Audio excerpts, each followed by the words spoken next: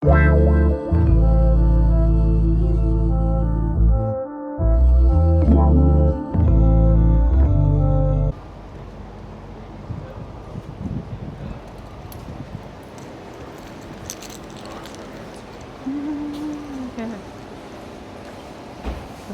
diamond. Ooh. These are my favorites. I can't drink that because, baby, if I drink that, I'm just going to go home and lay down. All right, let's get in here. They got music. I'm going to have to turn it down.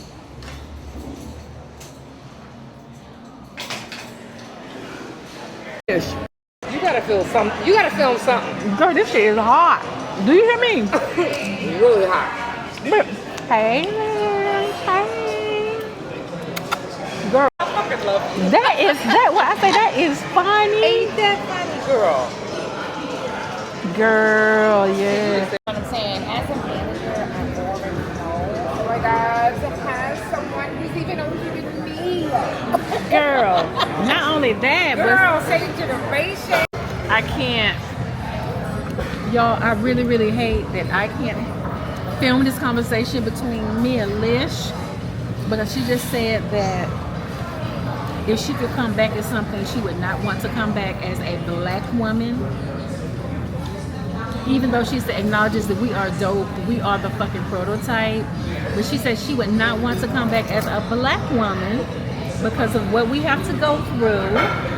And then she said because of what we are tethered to, which is, I can't even switch this, which is the black man. Y'all, this is gonna be on the podcast. This is gonna be on the podcast, but I can't keep filming because of copyright. Baby, Sorry, sissies, I'll explain later in detail. We'll talk about this later, y'all. Podcast is gonna be off the chain. What I said was, before I get some Gucci slides, I need to find somebody's son to go lay on my back. I know that's right. Because I can't afford them. Where you park at, sis? Right here. Huh, give me love. Oh, baby. I will talk to you in a little bit. Okay. We'll talk in a little bit. Yeah. Okay, love you.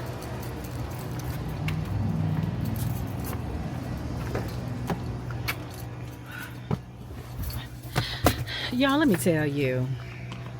And I gotta turn back on my, hold on. Y'all.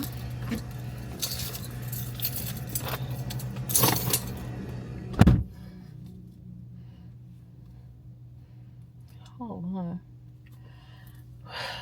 Freak, it's hot. Hot, hot. Let me tell y'all. I cannot wait. When I say I cannot wait until this podcast, oh my God. Lish was just asking me. She says, with this podcast, she said, are we going to be able to just keep it real? Are we going to be able to just, I'm like, girl, that's what the podcast is for. The podcast is for keeping it real. My only issue with it is that since it's going to be on YouTube, I probably have to be a little bit more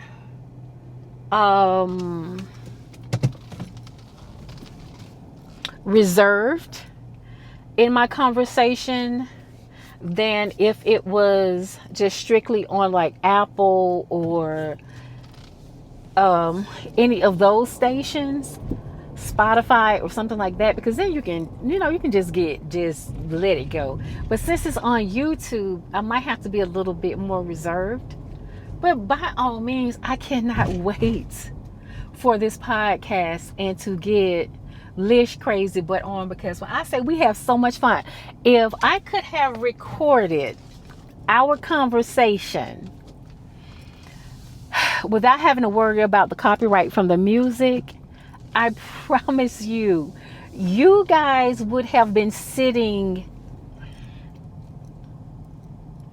That's how we get together and start chopping it up. Oh my God, y'all, I just can't wait. I just can't wait. I just can't wait. But I'm about to run in TJ Maxx right quick.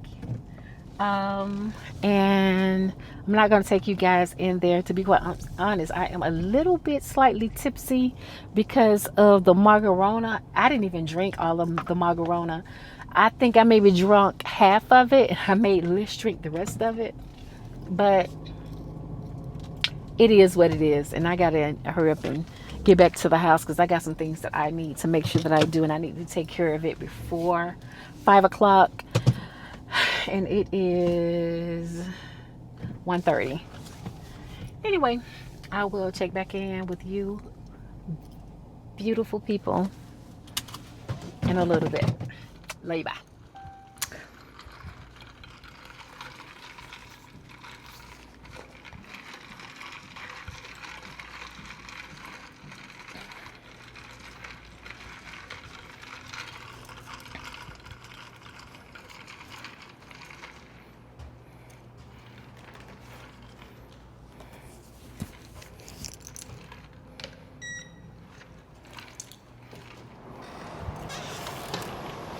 Whew.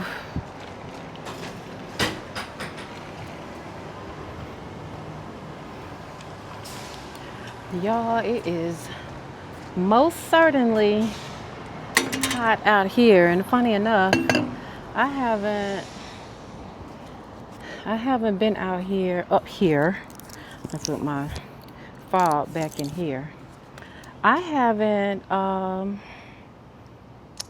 been up here in a while, a long time. So if you're new, you probably haven't seen this view.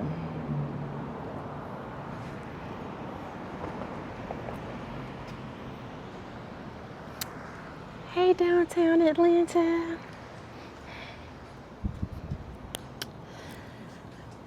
Okay, so let's have a conversation.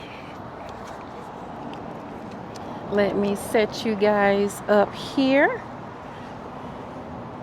And let me pull out this little chair.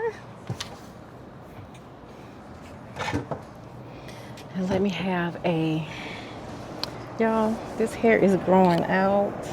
It's starting to curl up in little bitty tight coils.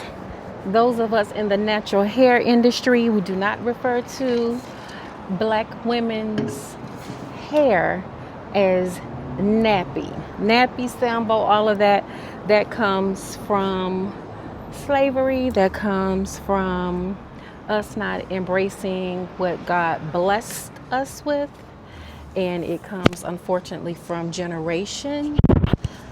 But we of the natural hair community who have begun to truly embrace the beautiful differences in hair textures that we have, we call my type of hair coily. So these coils are really starting to coil. Okay, y'all, it's hot. But said I was gonna have a little chit chat. Been saying I was gonna have a little chit chat about this, but then kind of like have stayed away from it. But it's time. It's time for me to have this conversation, and we'll expound upon it more on I can't tell you the name of the podcast, but I have the name for the podcast.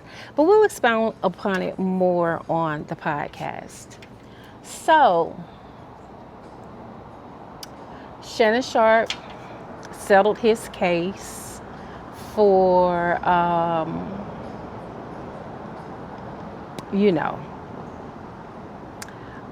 while back. David Banner, at the age of 50, said that he was now ready to settle down. He doesn't have any kids. He's never been married. And now at the age of 50, he is finally ready to settle down and have children. So at 50 years old, you already know that women within his age group are not on his radar. If he's ready to have children at 50 and settle down to get married, he's going to be looking for a 20-something-year-old, maybe late 20s, early 30s. Probably not even a 40-year-old. And then Mr. Deion Sanders is now dating Karrueche. How old is Karrueche? Let's see. Because Deion is older than me. Let's see how old Deion Sanders is. Deion Sanders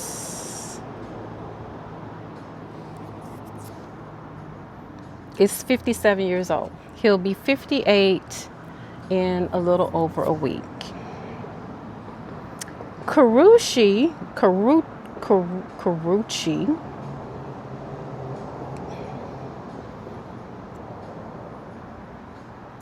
is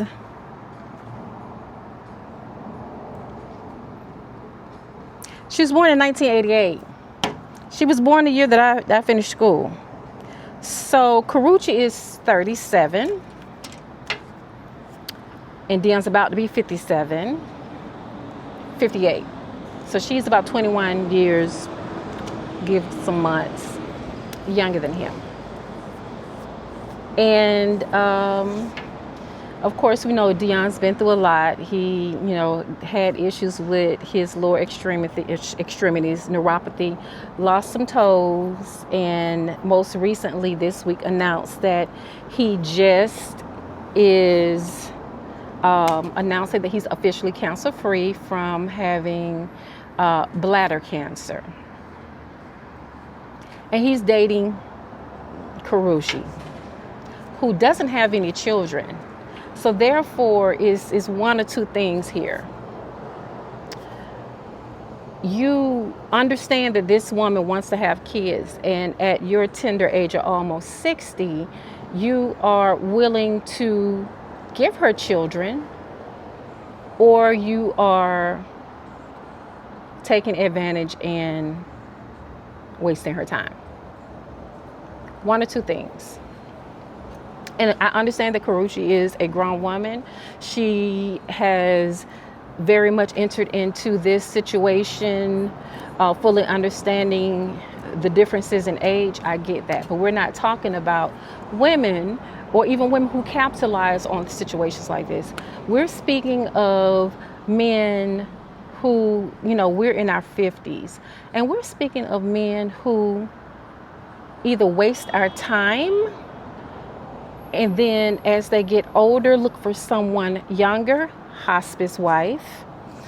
Or we are looking at another situation where men have played in our faces. They have wasted our time. They have put us down. They have ran through us, mistreated us, and then they get to be a certain age where their health begins to fail, and now they're ready to settle down. Now they're ready to go find that good woman who they know is going to love them, take care of them, be nurturing to them. And it's I've been hearing about the hospice wives for a long time.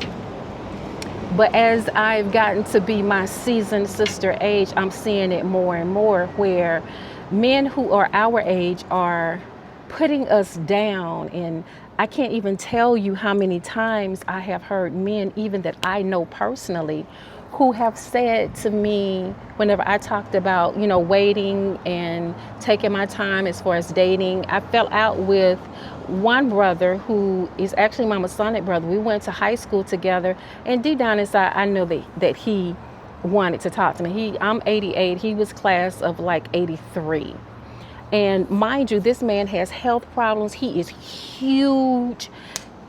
Back in the day when we was in high school, he used to be the bomb, but now but he still speaks from a place of how he used to look.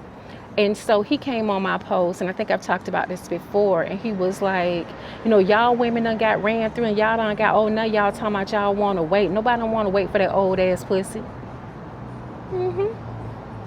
Then I had another one. He class of 86, and I'm class of 88. He used to be a crackhead, and he came on the same post talking about the same thing. Nobody don't want to wait on that old ass pussy. And it's like the men that are our age, they take great pride in breaking us, trying to break us down, playing on our emotions, banking on the fact that we're at an age now, and they tell us that all the time, where basically we're used up, we're washed up, and so basically we ought to be grateful. And they also say that on a lot of conversations, we ought to be grateful that somebody is even still interested and want us.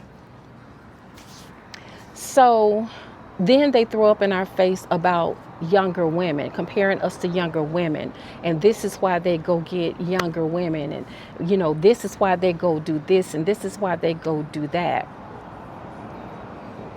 But the only thing that a younger woman wants from an older man most times is to get in his pockets. But I don't understand is that in order for you to date these younger women, you have to have, they act like they're getting so much. These younger women are not dating an older man unless they're getting some type of tangible assets.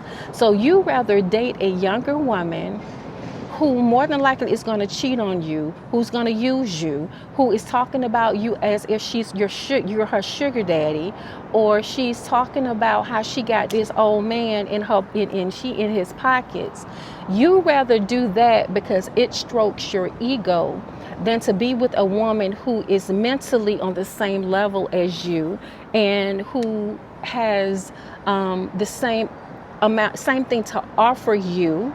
Because whenever you retire, your Social Security, your pension, or whatever it is, especially you military men, all this other stuff, baby, she ain't got all that. You get a woman my age, we both getting Social Security, we both getting our pension, we can travel. Baby, you travel with her, you're going to have to pay for everything.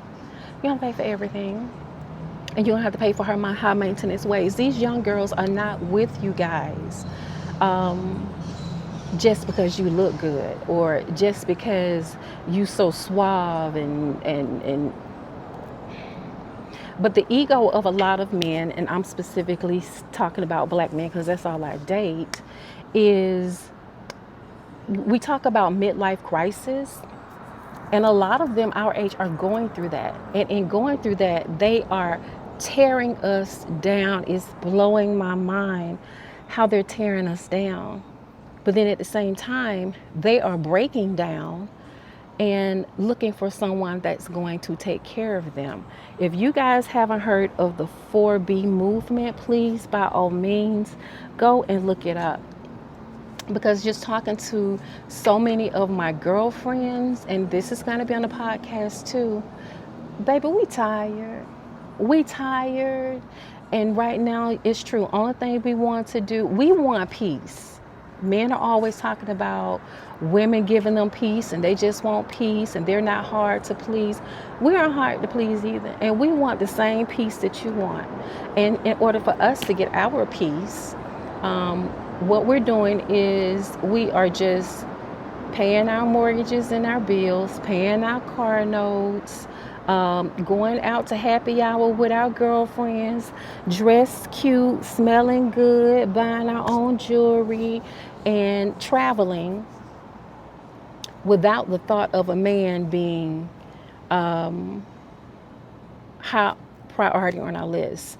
Having a man for some of us would be an asset, but it is not a requirement. And it scares me to know that after talking to some of my girlfriends, we've been through so much, because we love hard, we want the relationship. Men always talking about women don't cook, women don't want to do this, and the only thing they want to do is spend your money. How is it that on one hand, we're too independent, and on another hand, I don't think we want to spend the money? We don't talk about they go after certain types of women. I'm from Atlanta. I'm from the South. I only have maybe a couple of girlfriends that I know that'll tell you they don't cook. And the one that I do know, the two that I do know that don't cook, they will clean the hell out the house. And to be quite honest, my aunt, who is in her early 80s now, she didn't cook. Her husband was the cooker.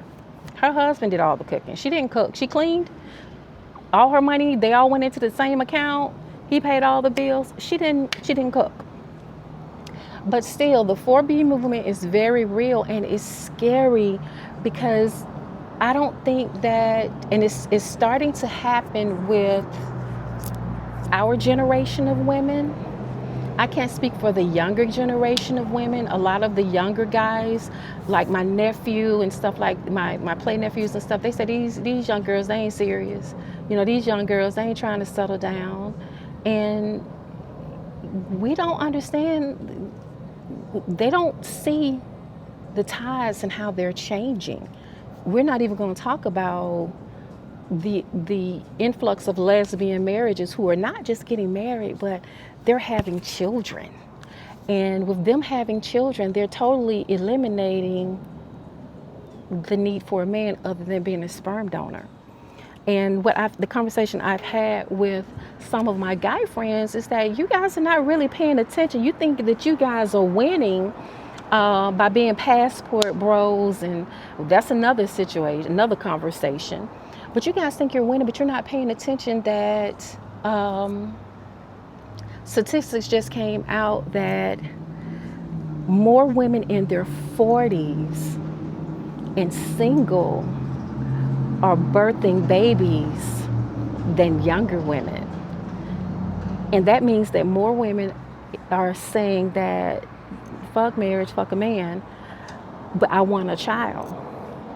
And they don't understand how that is affecting the entire ecosystem whenever it comes to relationships, marriages, black love, everything. Because a man can have a baby. You can go to the sperm bank and get all the sperm you want because they selling it, baby, especially whenever they broke, they selling it. So that totally eliminates the need for a man. But if a man or two men, gay men want a baby, they got to have somebody that's going to produce that baby. And I don't know a lot of gay women that are willing to have, well, I don't know because I'm not gay, but to think of a gay woman, especially a masculine gay woman, saying, okay, I'll carry a baby for my two homeboys, it's just not adding up. I follow I follow three gay couples because I have one that I actually know personally because we from the kickball world, and then there's two couples that I follow on YouTube. And one is, both of them are very attractive. They're fitness models, and one had a baby, then the other had a baby. The couple that I know from the kickball world, same thing. One had a baby, then the other had a baby. And then this other couple, one is white, one's black. They're talking about having a baby. So I just want my black men to really pay attention to what's going on as a whole, not just with the 50 and up, but just as a whole. So now Deion Sanders is dating Karrueche. I can say he definitely has a type, but look at all the years that he took from, what's Babyface's wife, Tracy Edmonds, Tracy. Look at all the years she gave him. And they were engaged and then they never got married. And truth be told, my opinion, she wanted it, but he wasn't in any rush. And that's another thing is women. Whenever you see a man that's been with a woman all these years, and then it's your turn, how much time are you going to give? And that's another question, ladies. At our age, it's often thrown up in our face that, we don't have a lot of time. So how much time will you give a man before either he has to pee or get off the pot. I don't have a lot of time. Like I haven't gone into a lot of details about that relationship, but that relationship I gave him all of my 40s. I gave him, I'm sorry, all of my 30s. And some of my 40s, I wanted a child, but I gave him 33, 34, 35, 36, 37, 38, 39. We broke up at 39. Then I gave him 40 and 41 as well. And so that means I had a very small window. I said, okay, if I found somebody and we got married, by the time I was 45, I was willing to have another child. Matter of fact, shout out to my cousin. She had a son a couple of months before she turned 50. And I know somebody else that did. But I don't know, ladies. I don't know. I'm talking to my 50 and up sisters. It's crazy out here. This whole dating thing is just bananas. And then it's even more bananas for me because, to be quite honest, I'm not even interested. It's like the guy that I was dating, before I kind of like touched upon. I think that sometimes I feel like that was like my last true hurrah. I've gone out on dates, and this is something that I talked about with my girlfriend the other day. You remember how you would meet somebody and the conversation is good and you get all excited? That excitement for me is gone. It's like I'll meet somebody and the conversation will be good, and then after 2 weeks, I just feel my interest waning. It's not like he's done anything, but it's like I'll feel my interest waning. Or it's like I used to be so, excited whenever I would meet somebody, and then when he does the 180, then I would be questioning myself. Well, what did I did wrong? Did I say something wrong? Is it because I'm missing, my teeth in the back? Did my breath stink? Or is it because I'm fat? Is it because I'm overweight? Is it because of this? Is it because I don't have a college degree? I would question so many things that what could possibly be wrong with me as to why his interest has suddenly waned. And it would sit on my spirit to the point that whenever he finally would call, I would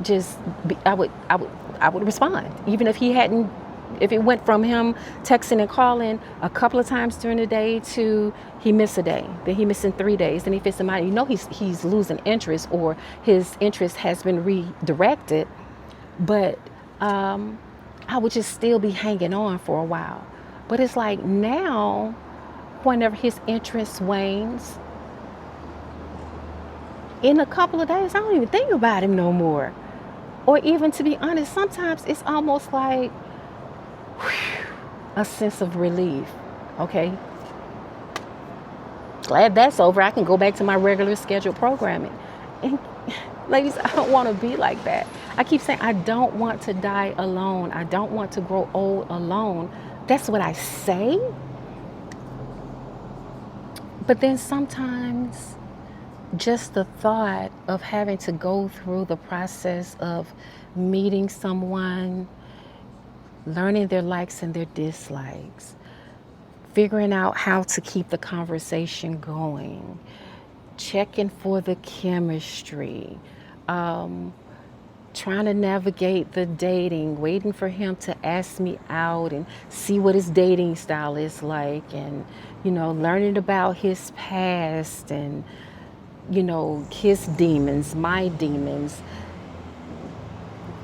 Sometimes it's just like I don't want to be bothered, and that's scary.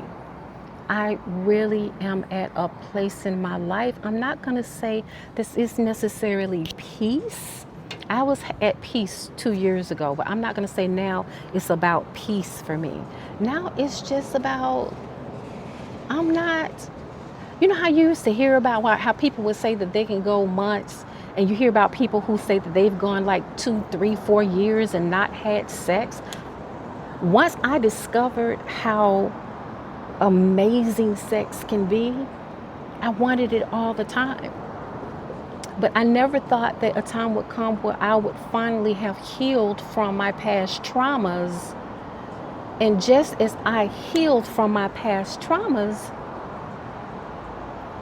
sex isn't that important to me. I sometimes I use my sensual apparatus just because I feel like I should, not because the desire is there for, and that's crazy for a Scorpio. But then whenever I look at situations like, you know, Deion with Karrueche and David Banner saying what he said, and then the different men. I was looking at a video on YouTube from the Passport Bros and how they like to throw in our face and brag about this, and they say women are not doing this and women are not doing that, and so that's why they're going over to these different countries to get them a woman, and they can pay $50 for sex and all this. That sounds really ignorant, and the things that they say is crazy because it's like you don't want any accountability. You want to take the easy way out just to fuck. But whenever the chips are down, you upset because you think that black women don't have your back. You can't have it both ways. You can't tear us down and then at the same time expect us to have your back. Whenever things go down with police, when things go down with, at work and the white man, whenever the black man chips are down and his back is against the wall and all this other stuff, there is nobody that is going to hold you down like a sister. But we are always the ones that you give your ass to kiss. You think it's better because she's light skinned, she got curly hair, she's multicultural, she's Korean, she's Dominican, she's Puerto Rican, she's this and she's that. Though all of that. You pay money as Passport Bros to go to Colombia and Dominican, but you're not telling the truth, because if you ladies search for the videos, you'll find that they over there getting scammed. They're getting their money taken, their passport taken. They're getting stuck over there in the country, having to go to the consulate to get back home. Those women are burning them. What are you thinking? That you're going to go over there because it's sexual? Those women are sexually easy and you can pay $50 to get some head and all this other stuff. She's doing it with everybody. So some of you guys are bringing back HIV. You're bringing back syphilis, herpes, gonorrhea. You're bringing back all of these diseases all because you don't want to be a man to women who hold you accountable for your shit. Ladies, I don't know. I don't want to be a negative Nelly. I would never turn my back on black men. I love my brothers. I love to look at my brothers. I love the way they look. I love the way they dress. I love the way they walk. I love the way they talk. I love everything about a black man. The only thing is that I don't feel like black men love me back.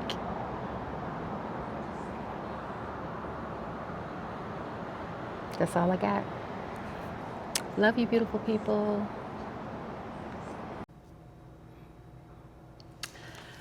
Real quick, y'all. So this is so you guys know that's the outdoor sky lounge. But this is the indoor lounge, and very seldom are people in here. So this is one of the areas that I said I was going to use for my podcast. And then there's some more areas in here in the complex, but yeah, might just sit the camera. Let me spin it around. I might just sit the camera there, and then we sit here and have a little conversation. Well, actually, I'll set the camera. Hold up.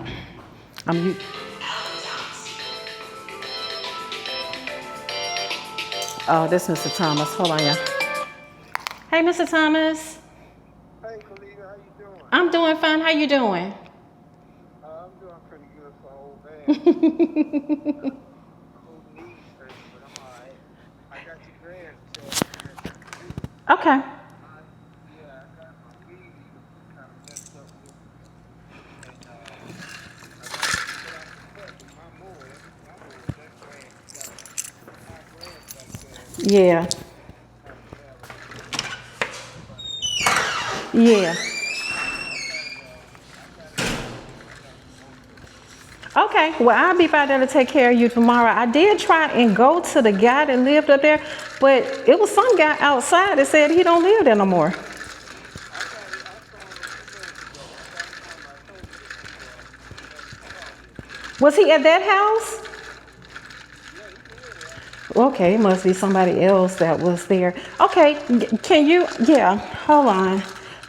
Do you want to text it to me, or you want me to Because I'm walking now, so I can't write it down. Well, I'll call you later. Call me back later. Okay, I'll call you back. Okay. All right. Okay. Thank you. No problem. Bye-bye. So that was my mom's neighbor who he went by, he cut the front yard and the backyard, and he said that he did the best he could, but he said that yard definitely needs a professional cutting. But he did get the guy's information who I was trying to get, and I went by there and they said that he didn't live there. So I'm gonna call him in a little bit and he's gonna give me the number. I tell you. So,